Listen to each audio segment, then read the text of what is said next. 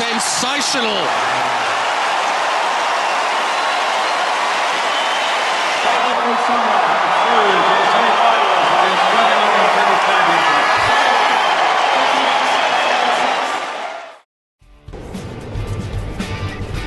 Hello and welcome to the latest edition of the AO Countdown. Pete, we are in touching distance now of the first Grand Slam of the year. Only a handful of days away, Brett. I've got the accreditation, I'm ready to go. The latest AO Countdown is coming your way right now. Coming up on the Australian Open Countdown. All the on and off court highlights from the Brisbane International. A look ahead to the AO Series events in Sydney and Hobart. We ask the stars our 10 burning questions. And Adrian Franklin unveils the Open Drive. All that and more coming up on the AO Countdown.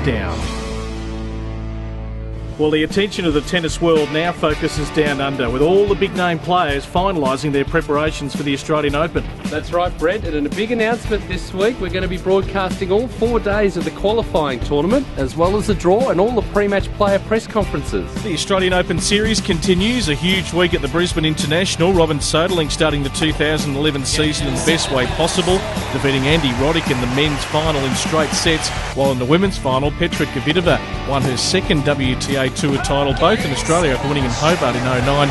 She defeated Andrea Pekovic in the final in Brisbane over the weekend. The USA declared Hopman Cup champions, defeating Belgium in the final, who got through with Serbia having to pull out due to Ana Ivanović's abdominal injury, and she is withdrawn from the Medibank International. No such issues for Kim Clijsters, enjoying the Medibank International as she prepares for the Australian Open. But I feel good. I mean, I feel that I'm hitting the ball well. Like I said, injury-wise, no problems, and I think that's obviously a big key here in Australia is being fit enough to play these matches, and obviously, playing Sydney here. If I want to do well here and do well in Melbourne, it's a tough schedule. But I feel that I'm in good shape. I've worked hard, and so that I'll be able to last through the whole 3 weeks or 4 weeks if I. On the men's side of the draw, Juan Martín del Potro making his comeback in Sydney from injury, but unfortunately for defending champion Marcos Baghdatis, he's had to pull out with injury.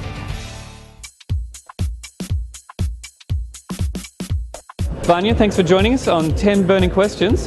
What's your favourite holiday spot? Bali. The Greek islands. Noosa. Portugal. The Bahamas. Maybe Miami. Home. Finish this sentence. If I wasn't a tennis player, I'd be?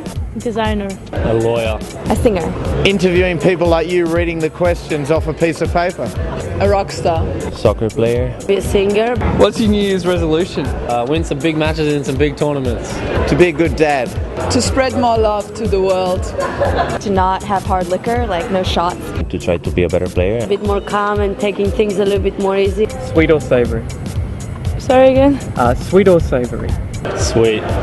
What's that? Sweet. Sweet. Is that the same? Sweet. That's sweet.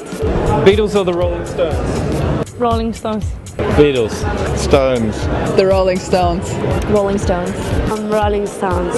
Beatles. If you had to choose between Bert or Ernie from Sesame Street as your flatmate, who would you choose? No one. Ernie.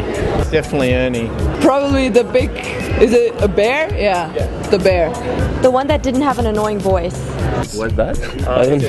I don't remember. I don't know. When it's in Hebrew, it's different names and everything, so... Fernando, thanks for your time. You're welcome. Well, we're on Grand Slam Oval, Brett, and in a couple of weeks' time, this place will be heaving. Thousands of people making their way through, but inside there in Rod Laver Arena, one of the bigger contenders for the Australian Open, Rafael Nadal will be in action. He certainly will be. Unfortunately had to retire against Andy Murray in the quarterfinal last year, but can he make it the Rafa Slam? He'd love to add Australia to what was a magnificent 2010. I think he's got every chance of winning here. The surface is perfect for him. When he was fully fit a couple of years ago, he won the Australian Open.